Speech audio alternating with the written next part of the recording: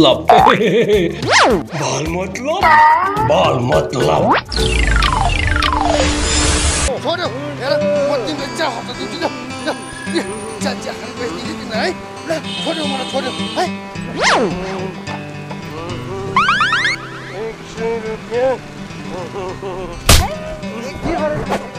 कस्तो लठ्याम्रो रहेछ एकछिन समार राख्न सकिनस् ठुलेले खाजा खान दिएको एकछिन समार राखे भए त हामी आउँदै थियौँ नि खाइस खाजा तैँले लट्ठु कहाँ मैले समातेकै त हो नि के गर्ने केटाहरू के गर्नु छोडिदिइहाल्यो उसले लट्ठुले गर्दा के भयो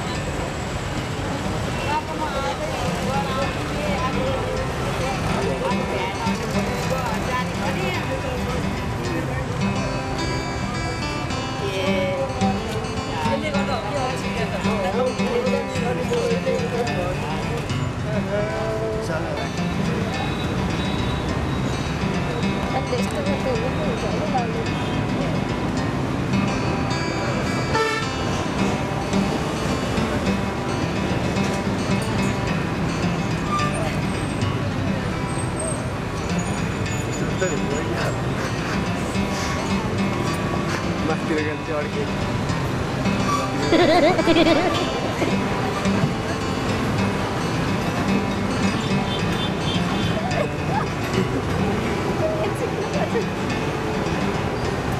क्या बैठे भाई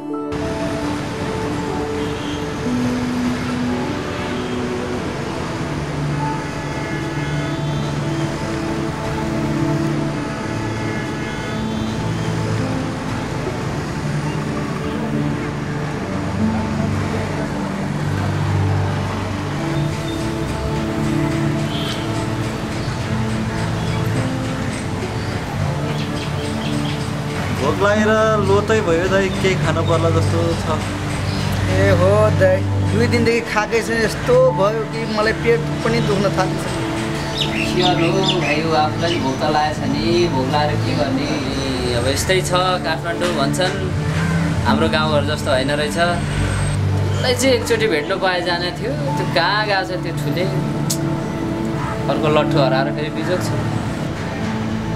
खाली पेट भर्नको लागि त केही काम गर्नै पर्यो अब यो रुद्राजको पछि परेर आफ्नो जानलाई जोखम पार्नु हो अब त काम गर्नै पर्छ दाइ अब हामी चाहिँ केही काम खोजेर गर्नुपर्छ जस्तो ल यसो के काम खोज नि त केटा हो ल के भन्नु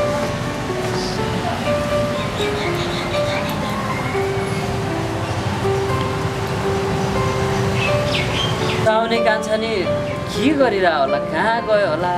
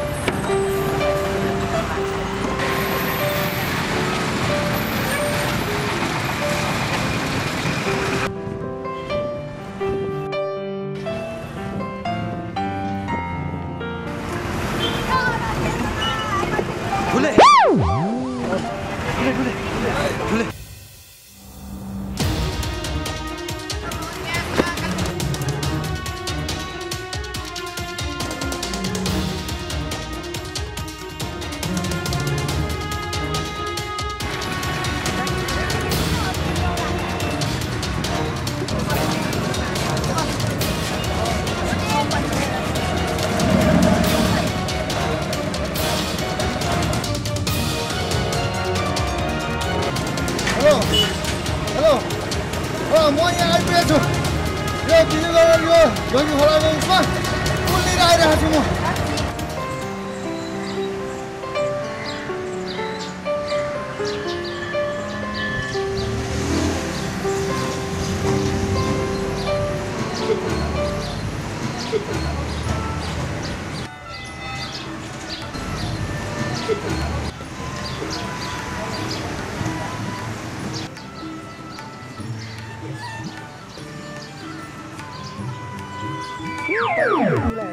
ठुलो घरलाई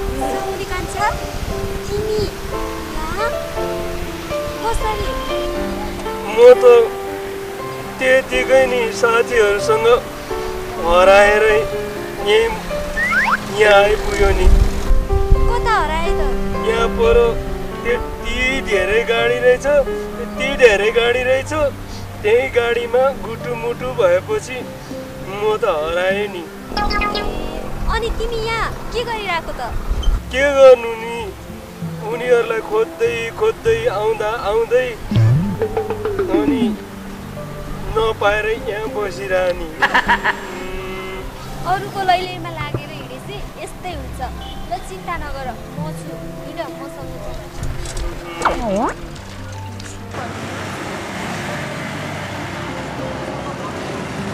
बस्नु न सबैको नबनेर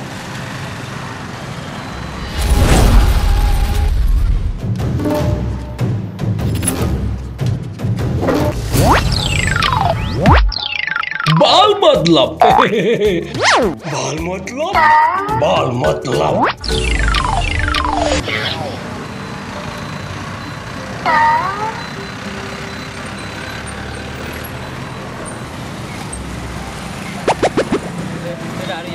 ल केटाहरू म लाग्छु अहिले मान्छे चिनिहालेँ अलि राम्रोसँग ध्यान ल दादा केटाहरू पनि आइरहेछन् तपाईँ बिस्तार लाग्नु केही पऱ्यो भने तुरुन्त फोन गर्छु आउनुपर्छ है दादा केही पऱ्यो फोन गर्नु म तुरुन्तै आउँछु है ल हस् दादा के छ त केटा खान्छ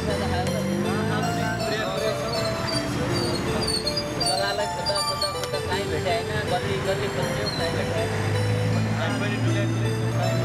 तिमीहरूले कहीँ त भेटेन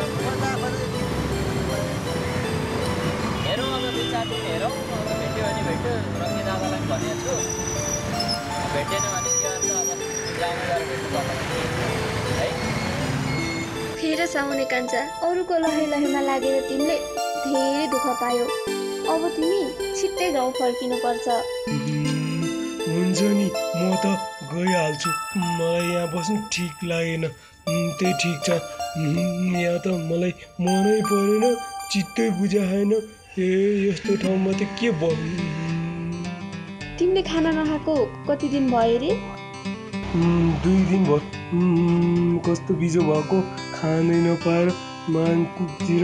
आम्मामा, यहाँ त कसैले कसैको मतलब नगर्ने रहेछ। यहाँ त बाँच्नै गाह्रो रहेछ। अब 2 दिनको सट्टा पनि आज टन्न पेटभरि खाऊ है। हुन्छ, मजाले खान्छु। तिमीले दिइहाल्यौ। यस्तो तिमी जस्तो मान्छे त कहाँ पाउनु? तिमी पनि खाउनु बरु। तिमी खाऊ न पहिला, म खाइहाल्छु नि। तिम्रो बानी पनि मान्छे जस्तै राम्रो है। मलाई कस्तो मन पर्यो।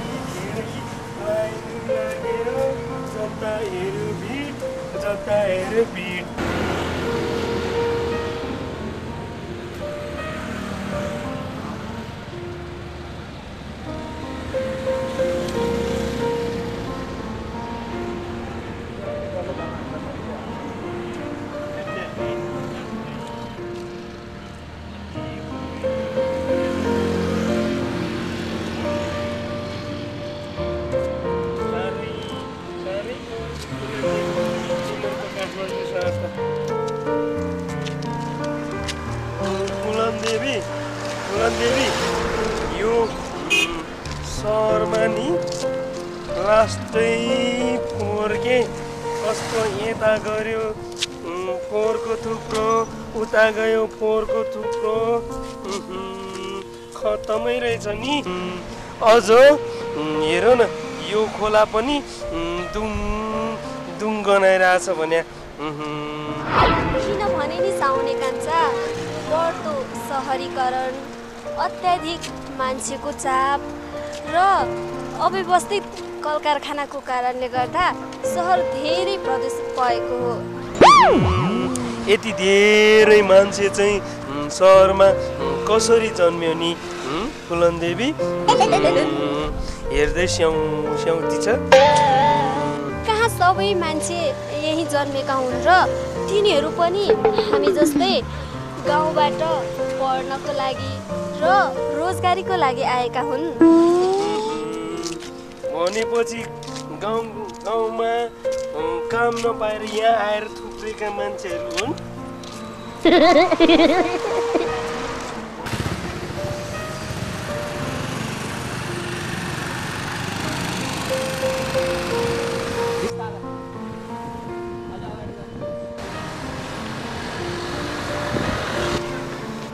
ओहो साउने कान्छा दाइ, सहरमा के कामले आउनु भयो त तपाईँ?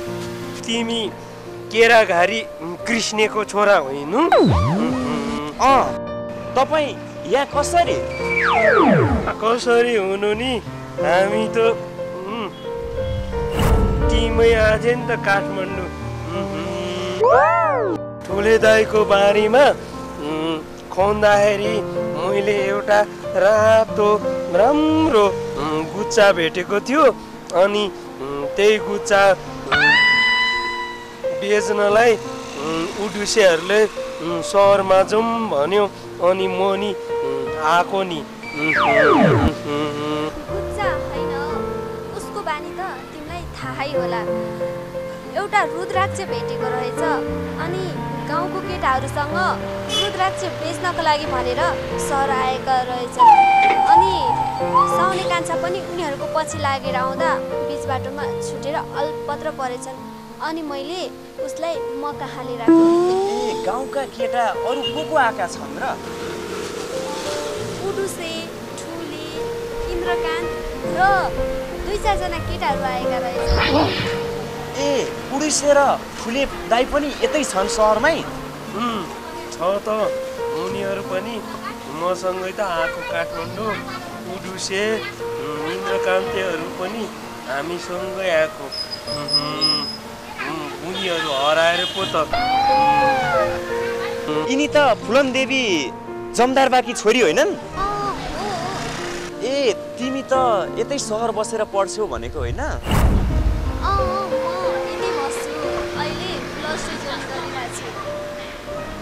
छुट्टीमा घर गएको पनि सुनेको थिएँ मैले त। ए साउने कान्छा दाइ, अनि कहिलेसम्म बस्नुहुन्छ त यस सहरमा? म त अब बस्दिनँ। मलाई त पटक्कै मन परेन। यहाँ त जम्मै मान्छे नै मान्छे, पोरै पोर गाडी, यो खटेराहरू सानोदेखि ठुलोसम्म टन्नै बाटोमा हिँड्न नि ठाउँ नहुने यस्तो ठाउँमा म कहाँ बस्छु र? म त उतै जाने नि। अब के गर्नु त, हेर्नुहोस् न, सबैलाई सुविधा चाहिएकै छ, रोड सानो छ, घरै पछि गाडी घोडा, के गर्नु? होइन, यत्रो गाडी चाहिँ किन बढेको के? यसको पनि मान्छेको बच्चा जन्मिए जस्तै जन्मिन्छ र भने। साह्रै रमाइलो कुरा गर्नुहुन्छ तपाईँ। अब के गर्नु त, हेर्नु न, सबैलाई सुविधा चाहिएकै छ, बाटो सानो छ, बाटो बढाउने कुरा हो भन्दा पनि गाडीहरू बढाउँछन्, सेवा सुविधाका लागि सबै यहीँ थुप्रेका छन्, के गर्नु त दाइ? होइन भनेपछि विकसित भनेकै यस्तै हो त। विकसितै भन्नु पर्यो नि, गाउँमा पढ्नलाई +2 सम्म पढ्ने एउटा स्कुल नभएर यिनी त सहर आएर पढ्नु परेको छ। मलाई चाहिँ मन परेन। म त गाउँमै आनन्दले बस्ने हो। यहाँ त साह्रै हल्ला डिस्टर्ब मन परेन। अहिले अलि हतार छ, छुटौँ है? ए ल फेसबुकमा एड गर न है। आयो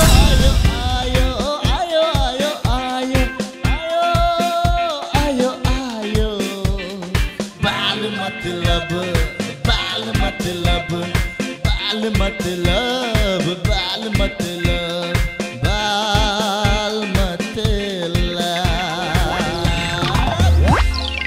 बाल बाल मतलब बाल मतलब बाल मतलब